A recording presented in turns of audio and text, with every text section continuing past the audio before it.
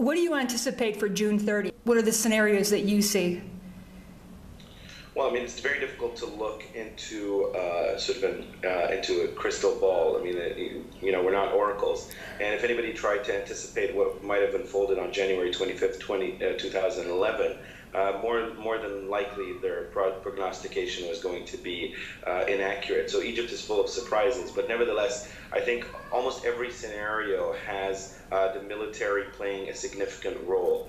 Whether the military steps in to secure the establishments and the institutions and sort of the state structure, if you will, for fear of collapse, or if the military comes in and tries to quote unquote protect the legitimacy of the elected government, or if the military decides to step in and isolate the Muslim Brotherhood and act as it were in support of the populist uprising against them. In all of those scenarios, the military is a major player, and that of course harkens back to sort of a problematic period, not only in the 18 months of the transition, but beyond that, dating back to 1952, perhaps even prior. So the military is the elephant in the room. I mean, everybody knows that they need to have the military on their side, and to a large extent, the Tamarud campaign has successfully rallied people to sort of envision an intervention on the part of the military establishment against the Muslim Brotherhood. So this is, there's a lot of rhetoric going on. I mean, we've started already to see military presence in Egypt. I mean, the videos that are circulating widely of armored vehicles and military aircrafts landing in sort of urban areas, urban metropolitan areas in Cairo and Port Said, and securing the Suez Canal, et cetera, et cetera. This is kind of a reminder of what happened on January 28th, on the Day of Rage, when when it was no longer, feasible for the Mubarak government to use the police as an instrument to secure public space. So, this is January 25th, even before the protests begin. So it does have sort of an ominous tone to it for anyone who is at least somewhat skeptical of what the military has done to the Egyptian state over the last 60-some years. Nevertheless, it speaks to the absolutely drastic failure of the Muslim Brotherhood in a single year in sort of enshrining dignity and social justice, or even making the most modest moves towards enshrining the revolution and its principles. So, it's really fascinating to see that in exactly 12 months' time, the popular opinion in Egypt went from being highly demonizing and vilifying of the military to completely celebratory of the military and highly jubilant of their presence in public life. So if anybody, if there was a crystal ball, I could not have predicted that 12 months ago. So it's hard to tell what the scenarios will bring, but at the very least, we know that the major institutions that play a part in Egyptian politics today are still sort of alive and well. The military on one part, and populist sort of theocracy on the other. You talk about the whole issue of religious intolerance and minorities in Egypt, and given the current situation in light of the lynching of these Shia Egyptians, it would be interesting to hear your thoughts about how you anticipate the rights of minorities being protected or not protected. Well, I mean, the issue of minorities is a highly polarizing and really sort of problematic issue on a variety of levels, because you've got sort of a two-pronged problem. The first prong is that of the institutions of the state and how they treat minorities, and then the other, you've got sort of popular public opinion about minorities, and the two are not apart. In fact, they're very much in tandem.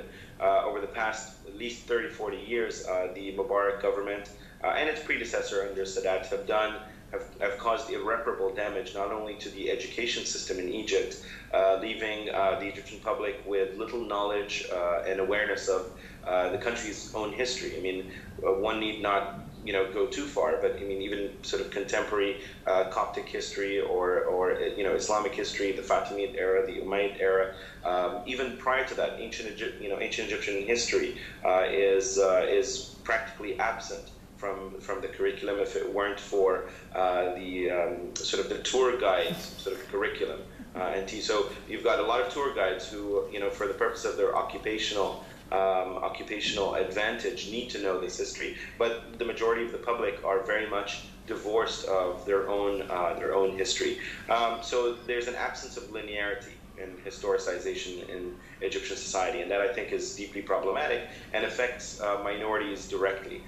So it's within that context that you've got the state's blunders in education, and then you've got popular public opinion produced by mass media and sort of online communities that have really enshrined sort of a language of demonization against minorities on a significant level. Now, I'm not prepared to accuse the Salafis or the Muslim Brotherhood whole cloth when it comes to these issues, but nevertheless, I think they've, in the past year or so, they've been speaking to their most right-wing and extremist base to try and galvanize them. And that, of course, means that the easiest discourses are discourses of divisiveness and discourses of takfir, or rendering one's identity to be outside of religious discourse. And that applies to Christians and Muslims who have a different madhab or a different background.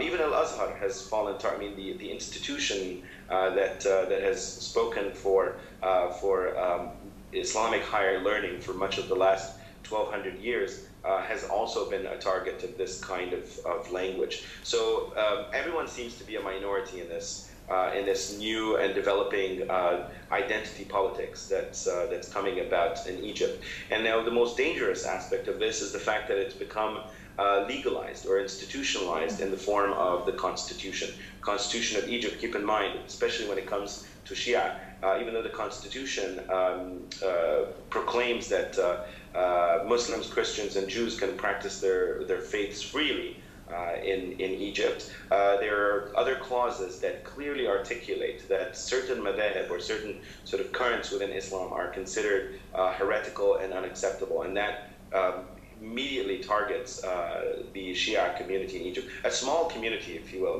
Between 800,000 and 2 million at most, if estimates are accurate. But they've had a significant role in Egyptian, contemporary society. The Fatimid civilization is a predominantly Shia civilization. Much of Egyptian contemporary traditions are not consistent with the more hardline Sunni Islam that the Salafis and many of the Muslim Brotherhood advocate. So really, this attack is not just an attack against individuals or adherence to a particular community, but it's an attack against part of the fabric of Islam in Egypt, the way Egyptian Islam manifests and expresses itself. So it's deeply problematic, but I think in the grand scheme of things, it was a horrible miscalculation on the part of whoever did this, because the reaction has been, outright condemnation, despite the fact that there's sort of a state discourse that advocates for marginalizing Shias. There's been outright,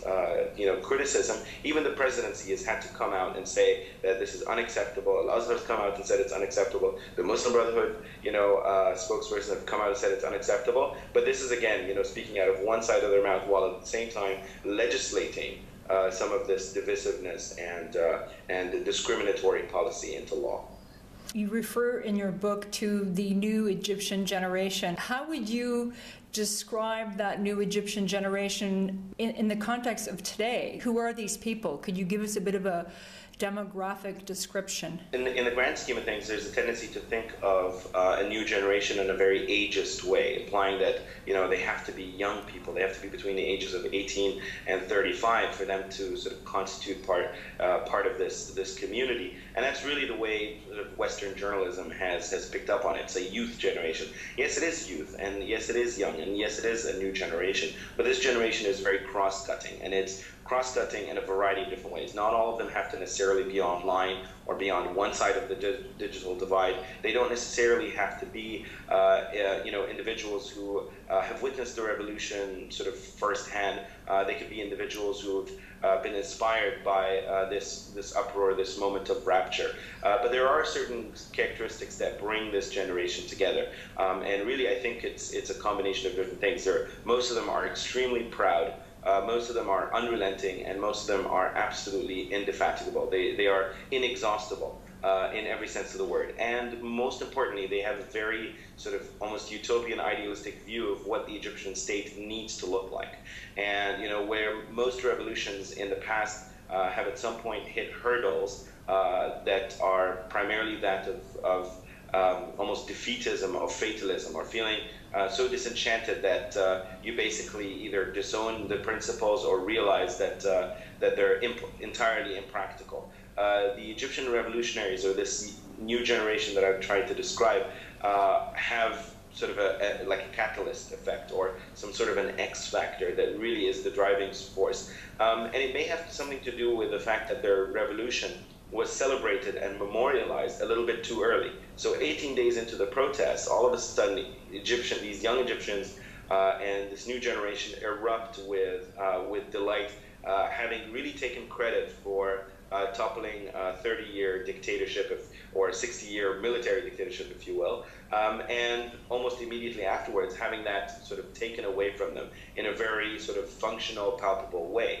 And the ability to memorialize and celebrate their revolution has kept the spirit of this revolution alive as it hit one hurdle after the next. So this is not a demographic characteristic. It is not even sort of a geographically framed descriptor. It is something that speaks to the spirit of these individuals and what they feel they're capable of doing. So even ahead of the Tamarrud movement, I think the Tamarrud movement is a great example of this. The Tamarrud movement brings together young people, old people, people from across different classes. Much of the movement began actually offline rather than online, in circulating and collecting signatures and petitions and national ID numbers. So all of this is in direct sort of contravention of what we have come to know about the Egyptian revolution, that it's young, tech-savvy folks who are online, creating sort of a hoopla among the elite and the aristocracy. This is not the same thing. And that, I think, is a reminder of the fact that the Egyptian revolution really has kind of a spirit of its own. And as simplistic as this may seem, revolutions and protest movements and political discourse in general is very much framed around the ability to produce a coherent and comprehensible rhetoric. And the coherent and comprehensible rhetoric of the revolution are really three expectations, or three values, or three goals: bread, freedom, social justice. And of course, arguably no government or no regime or no institution will be able to deliver those swiftly, but so long as those three expectations are in direct contradiction and contrast with the status quo, there will always be a revolution. So the revolution continues to live as it pursues these extremely lofty ideals. And as long as these communities feel that they are not only committed to this, but this is really their one and only purpose, is to see this revolution through, the generation remains young, irrespective of their age. How does this tie in with the need that you say for a third political tier? Is that what this new generation is, and what kind of political movement is it, and is it organized? The problem with creating a third tier is the fact that any attempt to carve out that space is immediately hijacked by one of those two polarities. So as soon as you say, well, we're neither Islamists nor are we supporters of the old regime and the military, then both sides begin to chip away at that space. And that has been really problematic. But nevertheless, I think that the third tier has developed functionally. And it's developed largely because these two polarities have illustrated over the last 2 years, I mean, in this case, the Brotherhood and the military, they've illustrated over the past couple of years that they have an incredible ability to work in concert and in tandem, and to operate in a manner that serves their vested interests as institutions, as collectives, as sort of economic powerhouses as well. And so that has, in many instances, left the majority of the Egyptian public almost in this nebulous space of unaffiliation. And this unaffiliation is by default created a third tier. Now, the third tier may not necessarily have a clearly manifested political ideology or political parties that that best represent it. That's part of the reason why we keep hearing about the opposition being fragmented or not agreeing or speaking out of from different perspectives and not having a coherent message. But it doesn't necessarily have to have a coherent message. At the end of the day, what ended up happening during the Mubarak era, ahead of the January 25th uprisings, was a clearly disjointed and politically unaffiliated and disaggregated populace that was disenchanted with the status quo. And so long as we have this sort of constant race to the top on the part of both the military and the Brotherhood, and in some cases producing clean or seemingly clean power-sharing agreements, there will always be sort of the rest of the pyramid that needs to be accounted for. And I think that is where the collective blunders of both the Brotherhood and the military combined have created almost like an injunction whereby this third tier has developed. I mean, keep in mind that the majority, not all, of course, of the National Salvation Front or opposition groups, or even the young sort of protest movements from April 6th to Kazibun to Tamarrud and various others are basically an offshoot or byproduct of the monopolization of power. The more power is consolidated in the hands of these institutions and these collectives and these sort of power-hungry networks, the more likely that there will be sort of a populist push in the other direction. Now, I think these communities and these groups may not necessarily have a clear-minded objective as to what comes next or what this third current or third tier is supposed to be all about, or even the highly sort of organized hierarchical structures that are necessary to deliver on policy and legislation, et cetera, et cetera. So it's not very easy to graft them into government, but at the very least they act as not just the minders, but also the conscience of whatever government is in place. So you often hear there's a statement that I heard, or sort of a slogan that I heard in Tahrir shortly after the toppling of Mubarak. It was said by just a few people and it sounded entirely incoherent. They'd hold up signs that says down with the next president, and even though it was not clear who that president might be or what their policies might represent, but it's sort of a constant reminder that unless those in power are committed to the ideals of the revolution, they will have to deal with the populist wrath that ensues. So I think the third tier, as strange as it sounds, it has taken sort of learned lessons from what's happened over the past couple of years since the SCAF-led transition and now the 1 year of Muslim Brotherhood rule, and really sort of adapted the three principles of the revolution.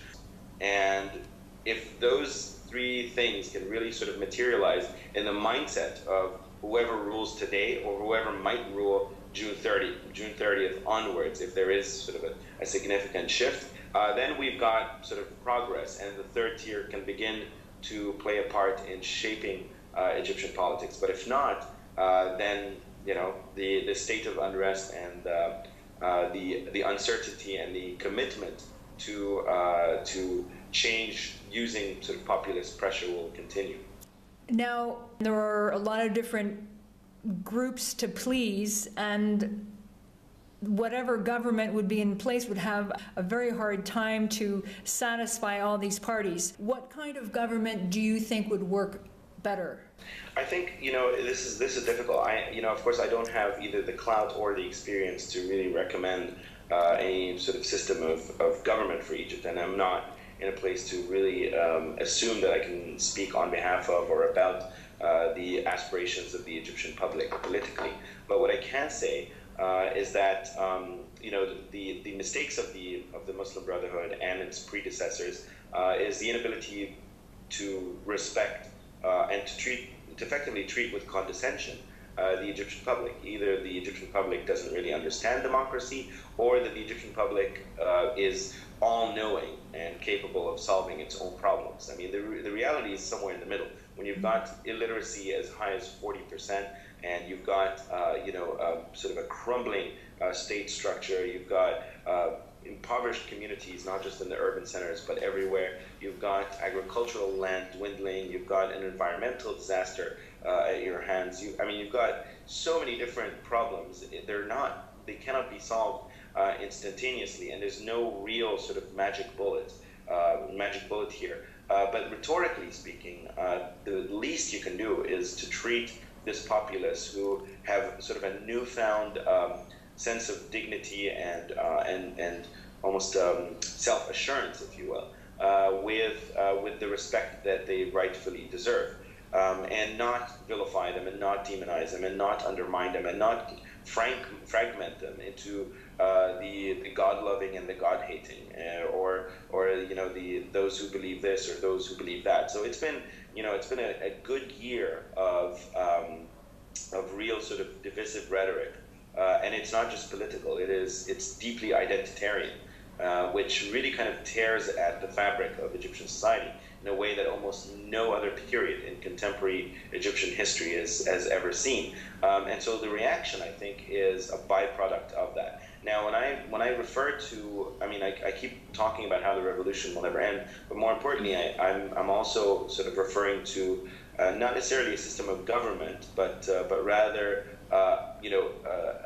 sort of a new status quo in Egypt, and I'm referring to anarcho-syndicalism. And the term itself, seems to imply, or the cursory reading or the cursory understanding of anarchy is that it's absolute chaos. And of course, any observer of Egyptian society will tell you that Egypt can be chaotic. Cairo itself speaks to that, but I don't mean it in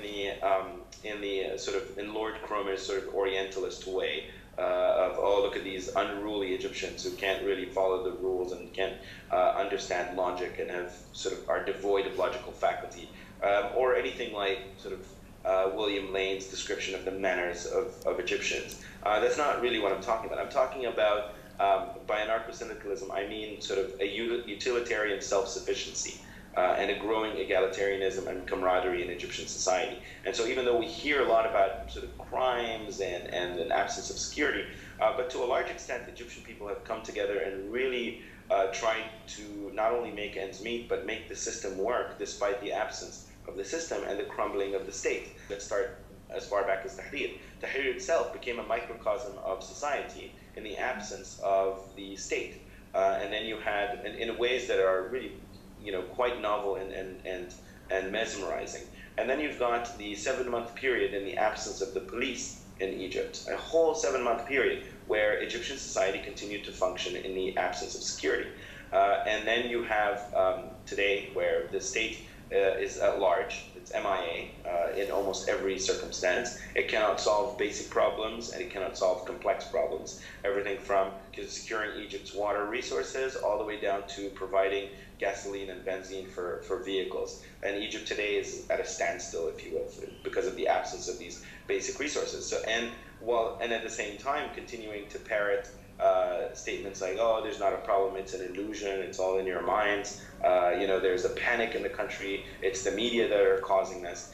So this ability to render negligible people's concerns has, and really this is not a symptom of the Muslim Brotherhood or SCAF, but really sort of a long-standing problem in Egyptian society. And that, of course, leaves Egyptians with no opportunity or no real possibility besides being able to become self-sufficient. And this self-sufficiency has been happening over an extended period of time.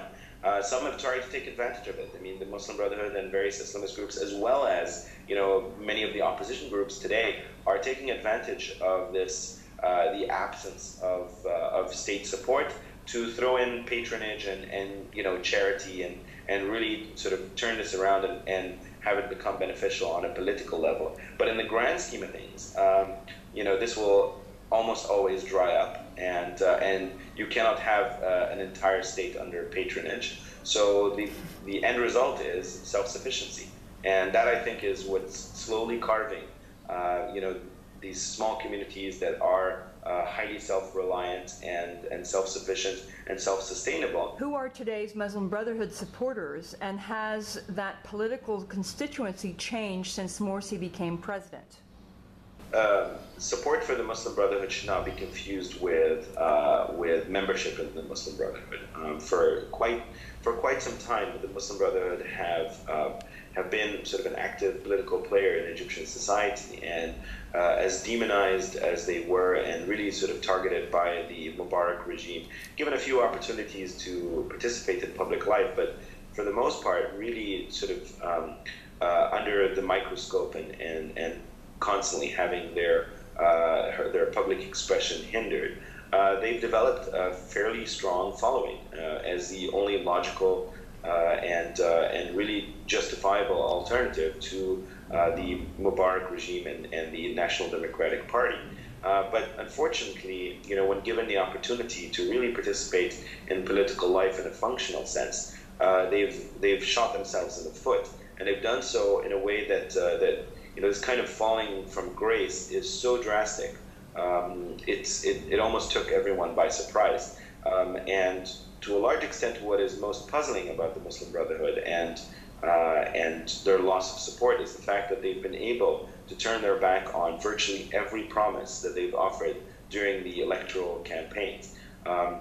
So whether they were promising the enshrinement of the Sharia to their more sort of hardline core supporters, or promising sort of an open dialogue and reconciliatory relationship with the more liberal, secular, front in Egyptian society, or not even secular. Secularity doesn't really, factor in very well. But the non-Islamist camp, if you will, that something would happen. And so they've made promises, and in almost every circumstance, they've turned a blind eye on these promises. And you can't blame those who have rushed to support the Brotherhood when Morsi was running against Ahmed Shafiq because of his old regime connections. And much to their surprise, even though they were very jubilant and celebratory of his elections, some of the most basic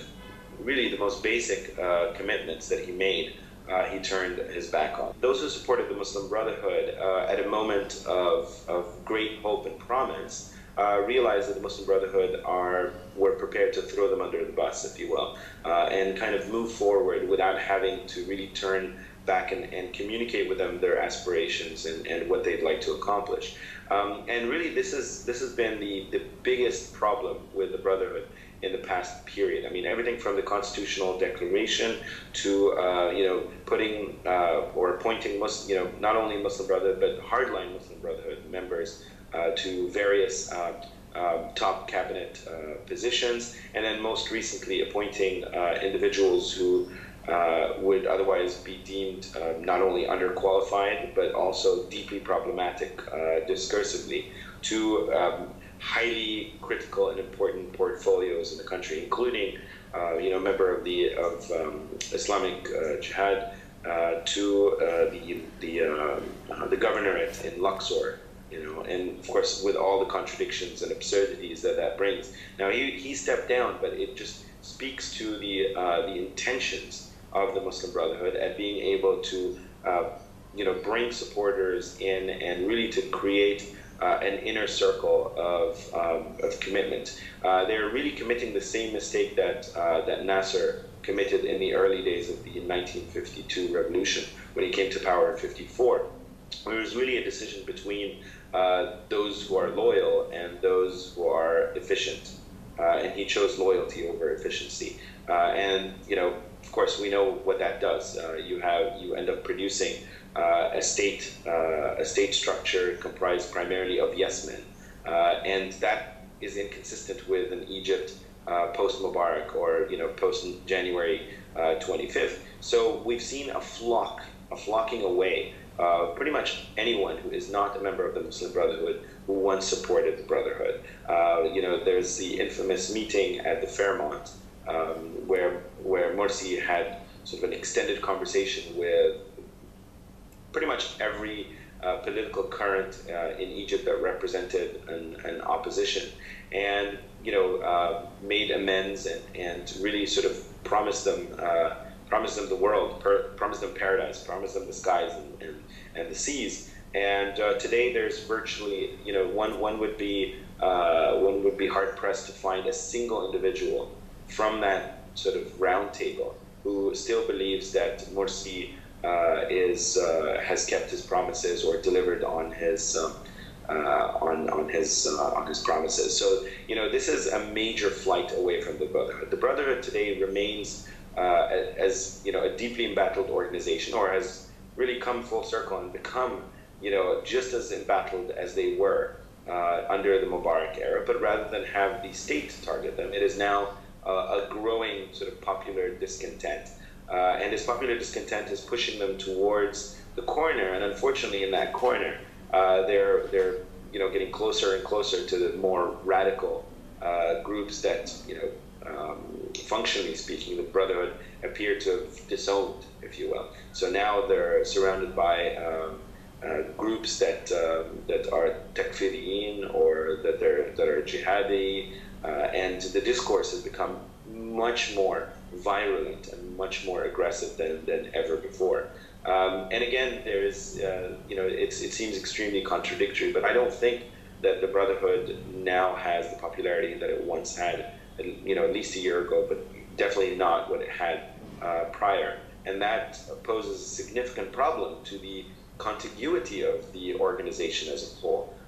So how do you continue to move forward? I think this was a remarkable opportunity for them to convince the public at large that their project, not just an economic development project, a political project, but their social and cultural project is one that is consistent with Egyptian society and would create sort of a better circumstance for all.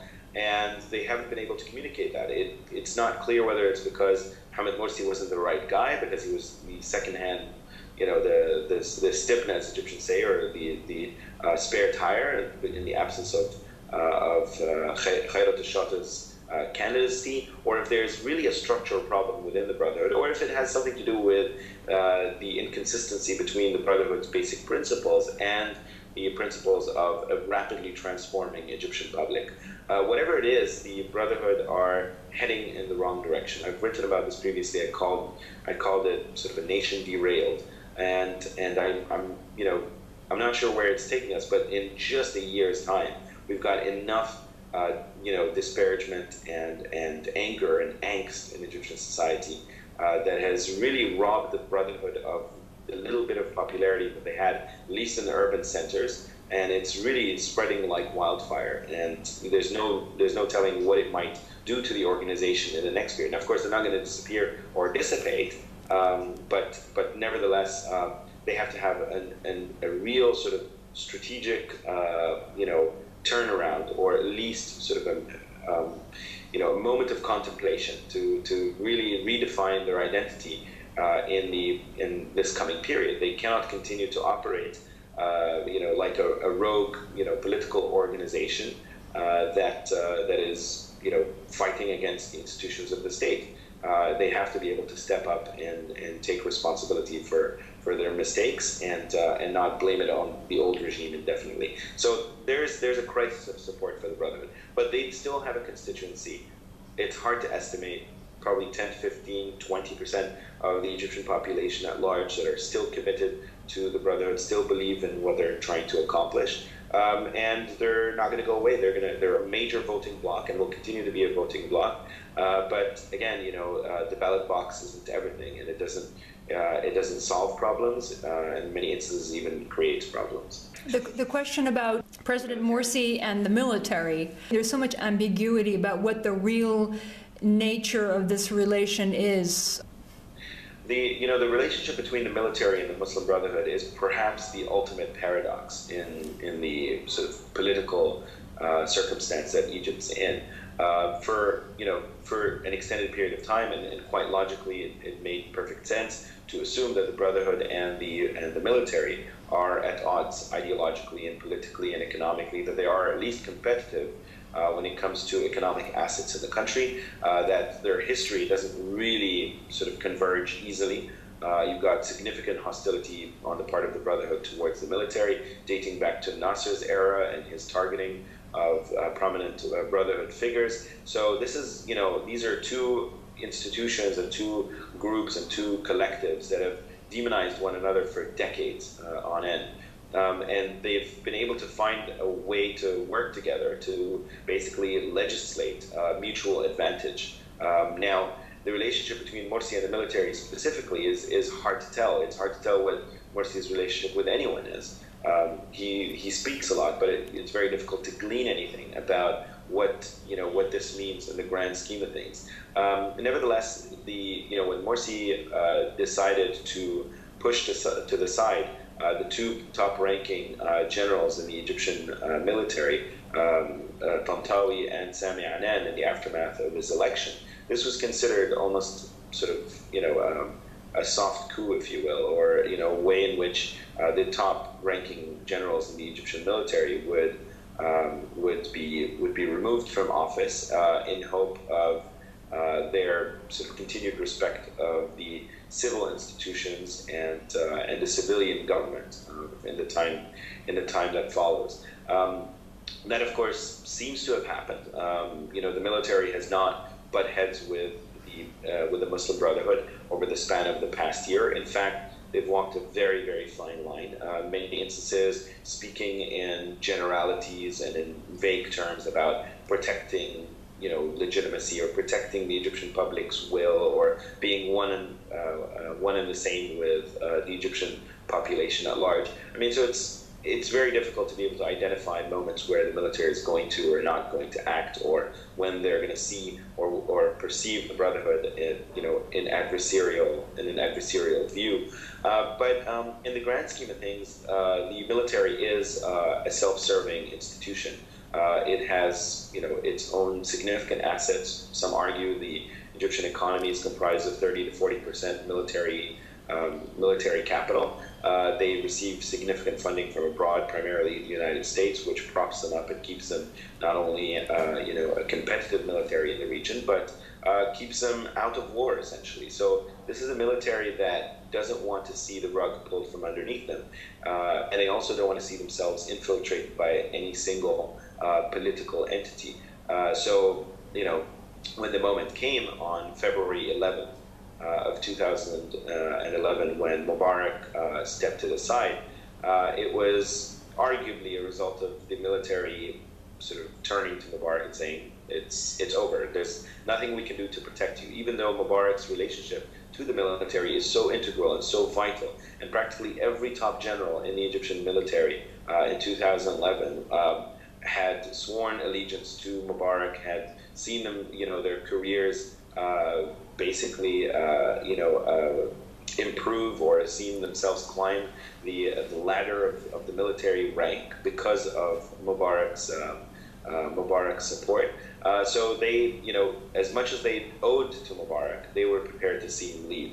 I can't imagine that in the event of a similar circumstance as the Egyptian 18-day protest on June 30th, that the military, irrespective of who happens to be in the driving seat, whether it's the Minister of Defense Sisi, who was appointed by Morsi, or anyone else, will choose to support the Muslim Brotherhood and Morsi specifically at the expense of a confrontation with the public at large. So, again, sometimes it doesn't matter how deep and entrenched those relationships are when interests are no longer convergent. So for the last 2 years, the Brotherhood and the military looked like, they were sort of attached at the hip, that it was sort of a marriage of convenience.